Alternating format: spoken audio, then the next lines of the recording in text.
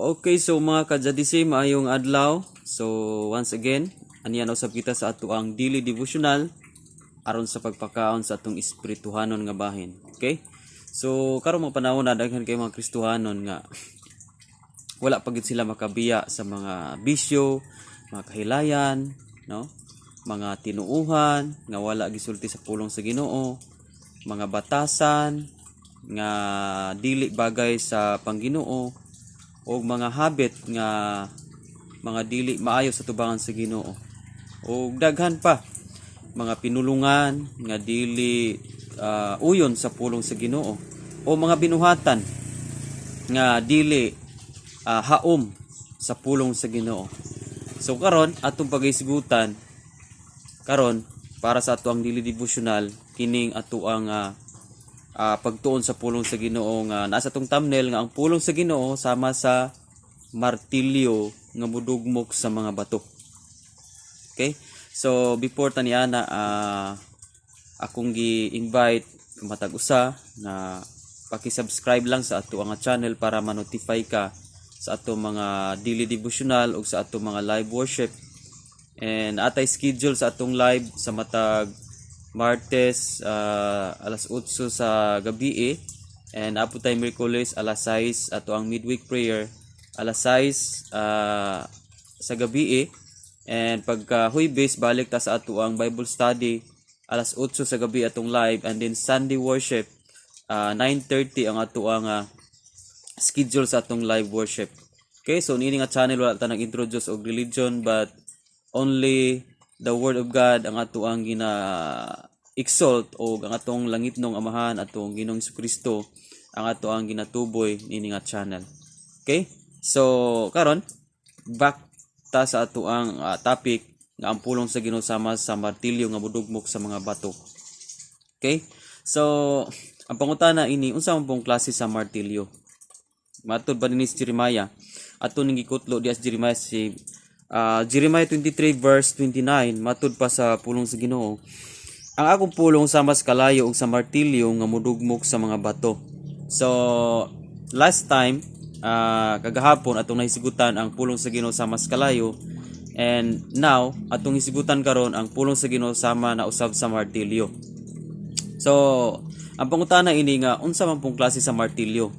Tungod kay aduna may daghang klase sa martilyo. Aduna tay gitawag og claw hammer nga katubitang naabitay sa pikas bahin niya adunay pang-ibot og lansang, and sa pikas pud niya adunay pangdukdok. Okay? So gigamit ni sa mga carpenter.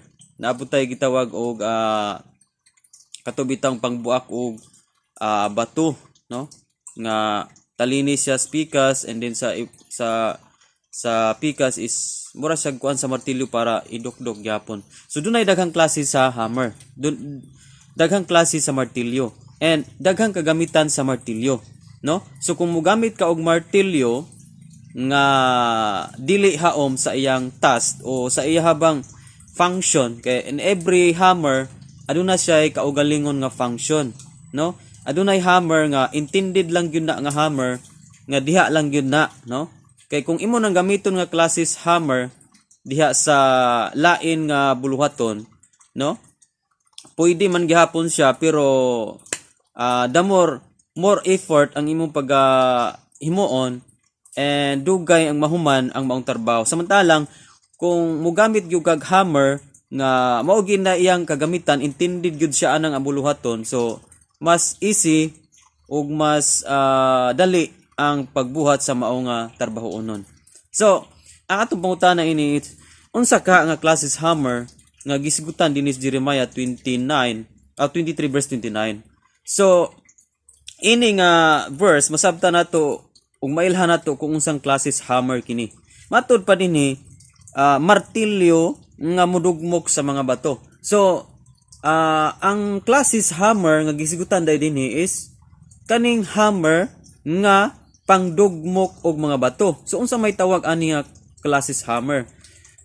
Sa unang panahon gitawag ni siya sa English og sledgehammer, nga kaning klases hammer o martilyo mo ni siya ang pangdugmok sa mga bato, pang strike sa mga dagkong bato o nya mao ni siya pang demolish. Dunay mga establishmento nga natukod nya kinahanglang i-demolish. So kaning klasyas hammer mo ni say gamiton. So unsa man ning klasyas hammer? Sledgehammer ug gitawag nato sa Bisaya og maso. Kaning maso taas ni siya og handle unya bugat ni siya nga klasyas hammer. Dili ni siya kaning hammer nga pangdukdok og lansang. So dili na mao nga klasyas hammer. Kun dili martilyo ni siya maso nga pwede ni siyang pangdugmok og bato og pangdukdok og mga putaw nga pwedeng ipurma nimo ang putaw. Okay? So taas ni siya handle unya duha ka kamot ang imong ikupot ani kay bugat kayo ni siya tungod sa ka metal ni siya nga dako siya and pikas ug pikas pwede siyang imakmak sa bato. Okay? Pwede po siya nimong kana bang masuhon ibunal nimo. So pikas ug pikas ana pareho siya og porma. So muna siya gitawag og sledgehammer. So mo ni ang klasis hammer o martilyo nga gisgutan sa Jeremiah 23 verse 29. Kaning klasis hammer pangdugmok ni siya og bato.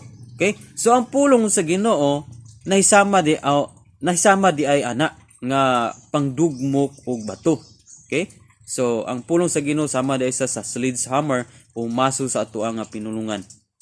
So karon unsa may kagamitan sa maong hammer? Unsa may kagamitan niya nga makayon ta matukma sa pulong sa Ginoo nga sama sa martilyo? Okay, ang sledgehammer gigamit siya pangdugmok sa mga gahi o kaning gitawag og demolition. Kung dunay i-demolish kanimo sagad magamit nga hammer. Okay? Kay mas daling madugmok o mas daling mapulpog ang mga gahi kung kanimoy gamiton nga sayunan ka duhaan nimo kakamot ag bunal bang so pusgay gunang maigo niini. Okay? So unsa may reflection ani sa ato ang kinabuhi? Ang pulong sa Ginoo nindot day kaayo nga nakabaton tas pulong sa Ginoo. Why? Kay adunay kinahanglang i-demolish ato ang kinabuhi. Okay? Unsa may kinahanglang mga i-demolish atong kinabuhi? Adunay mga before ta wala nangalagad sa Ginoo, aduna nay gitukod sa tanas atong kinabuhi. Usa niana atong mga pride, no? Pagkamapaytas-on, atong mga batasan, mga bisyo ug kahilayan, mga tinuuhan nga wala sa pulong sa Ginoo, o mga habit nga mga negatibo, mga buhat, mga pinulungan, mga pamalikas. Usa ni siya mga karakter o kana bitang mga binuhatan o kinaiya nga gipundar ni Satanas atong kinabuhi sa wala pa ta sa Ginoo. But praise God sa dihang gipalit ta sa Ginoong Hesukristo, iyatang gipakamatyan dito sa cross. So naangko na ta niya. So sama sa usa ka yuta nga adunay natukod nga maong mga balay or building. Once gani nga kanang maong yuta o kanang gitukod diha kana bitang dili na gina siya mao itag-iya. Okay? So sa diha nga matan-aw na dito sa assessor's office nga dili dai siya mo itag-iya. So kadtong tag-iya gyud sa mga yuta, iya gyud nang ipademolish. So one thing nga iyang buhaton sa demolition is once nga iyahan ng yuta unya gitikuran og laing tawo, iyahan nang ipapulpog tanan nga natukod diha. No? Dili na siya basta-basta nga mupuyo sa dili iyahang tinukod. Okay? So iyahan lang ipa-demolish and magtukod siya bag-o. Okay? Ngano man kay siya may magbuot kay siya may tag-iya. Okay? Sa una, sa wala pa sa kun ingon nga sa wala pa ta sa Ginoo, lahi ang nagakontrol nato si Satanas. Okay, so ang yang gibuhat is giatang gipundaran, iyatang gitukuran og mga batasan nga sukuhay sa pulong sa Ginoo. Okay? Iyatang gibutangan og habit nga dili mangita sa Ginoo. So karon sa dihang gipalit ang Jesus Christ, sa ginaingon ko na nga gipalit ang Jesus Christ, okay? So siya na ang tag-iya nato. So siyempre, ang tag-iya adunay katungod sa pagdemolish sa mga establishmento o mga natukod nga dili iya ha. Okay? So ako nang ingon dunay gipangtukod sa tanas atong kinabuhi, sa atong inner being, dunay gipang establish nga mga batasan ni Satanas nga gusto siya nga musunod ta siya mga batasan. Usa ana ano? Pagpamakak, okay? So nasayod ta nga si Satanas in John chapter 8 verse 44, dili ikalimod nga Satanas normal lang niya ang usa ka sa pagpamakak kay dili isa dapig sa kamatuoran ug amahan siya sa tanang bakak. Okay. So mostly sa mga Kristohanon wala pa gyud nakabiya ani nga pagpamakak. Okay? Kung naa man gani pamakak, dili na noon kaayo apan naa pa gyud mga porsyento nga wala pa gyud nabiyae ang mao nga karakter. So ang gamit sa pulong sa Ginoo is iyang idimulis na kay ang pulong sa Ginoo sama sa martilyo. Okay? Pangdugmok sa mga bato. Okay? Sometimes ang ato ang pride, ang atong pagkamapaytas-on kay mura nagbuilding sa ato ang inner being. Okay? So kinahanglan lang i-demolish, kinahanglan na isang i-destroy og walay laing maka-destroy niya na mao ang pulong sa Ginoo. Okay? Walay laing makadugmok ni ana nga klases karakter ang pulong lang gyud sa Ginoo kay sama siya hammer, sama siya martilyo nga mudugmok sa mga bato. Okay? Napabatay laing mga dugmokon o demolish atong kinabuhi. So atong mga batasan, okay? Napatay mga batasan nga dili pa gyud haom sa pulong sa Ginoo, no? Pagpamakak sa kunang iyon, pagpamakak. Okay? So sa una kusog tang mamakak pero karon naagyapoy pamakak, no? Naagyapoy pagpamakak pero dili na noon pareho sa una. Pero ang gusto gyud sa Dios nga dili gyud ta mag-mindset aning magsigi tagpamakak. Muna nga naatay pulong sa Ginoo kay ang pulong sa Ginoo mao ni ang mudugmok sa mga natukon ni Satanas nga monumento sa pagpamakak. Kinaiya ba nga iyang gitukod sa atua nga musunod ta sa iya. Okay, so ang pulong sa Ginoo ang gamit is martilyo nga mudugmok niya na i-demolish niya, iyang patago na iyang wala una. Okay? And napailaing daghang idugmok sa tuwa, daghang mga Kristohanon karon nga wala pa makabiya sa bisyo ug kahilayan. Why? Tungod kay makadungog sila sa pulong sa Ginoo, dili nila tugutan nga mo'y mudukdok sa ilaha. Actually, ang pulong sa Ginoo mudukdok gini sa tuwa. But daghang mga Kristohanon nga ug dukdokon na ganis pulong sa Ginoo, dili sila makadawat. Makmakon na ganis pulong sa Ginoo, dili sila makadawat. Ang purpose nga makadungog tas pulong sa Ginoo nga sakit, tungod kay ang purpose niya na iyang gidukdok ang mga gahi nga kinaiya sa atong ginabuhi. Usa ni ana kani mga binuhatan nato nga dili nato mabiyaan. Okay? Lisod kayo tang pabiyaon sa atong mga bisyo ug kahilayan. Kung tao lay mubuyag nato, lisod kayong pagbiya. Kung ikaw lay mga rasti nga mubiya ka, mubalik ra nang maong kahilayan. Kung imo lang ipangarasti nga ikaw lang. Pero pinaagis pulong sa Ginoo makmako na, no? Tudluan tas pulong sa Ginoo kay sama siya sa martilyo. Okay? So dili man siguro makayunta nga 100% dayon mausub ta, but day by day ginausob ta sa pulong sa Ginoo. Day by day ginadimuli sa pulong sa Ginoo, ginadestroy sa pulong sa Ginoo ang mga buhat nga dili maayos tong kinabuhi. So munang from glory to glory, no? Kung kanunay gyud ta nga aduna tay daily devotional, aduna tay pagtamod sa pulong sa Ginoo. So every day adunay makuha sa atua, no? Adunay makuha nga mga dili maayo sa atua, no? No mga pilakha ka porsyento, but at least naagyud tay mga ma-apply sa tong kinabuhi. Once nga ang pulong sa Ginoo ma-apply sa tong kinabuhi, mga wala tong mga kinaiya nato nga dili kay mutan sa Ginoo, mga pulong o mga binuhatan nga dili kay mutan sa Ginoo. O labi na sa atong mga pagkinabuhi, daghan pa po kayong mga Kristohanon, okay, ug usa taninim nakasulaitan sa mga nangagi kay kani atong pinulungan, no? O daghan pang Kristohanon nga mamalikas, okay? Murag ang pamalikas gihimo na lang nila nga expression, okay? So gihimo na lang nila nga habit ug matud pa nila nga expression ra man na. So sila kabalo nga usa ka na siya ka monument o gitukon ni Satanas atong kinabuhi aron nga bati ang atong ipamulong sa atuang baba. Okay? So pinaagis pulong sa Ginoo makmakon kana. Pinaagis sa pagbasa nato sa pulong sa Ginoo, makanong tas pulong sa Ginoo, usa niini karon namati ta niini. Okay? So matudloan ta nga dili gyud bagay ang pagpamalikas. So ngadto nga makadong ta sigis pulong sa Ginoo, madimulis gyud, mawala gyud ang imong pagka kusog mamalikas, kusog manunglo, kusog manaway, kusog libak, madimulis gina. Munay daghan pa kaayong Kristohanon karon nga kinahanglan pang idimulis pulong sa Ginoo. So ang word of God is just like a hammer.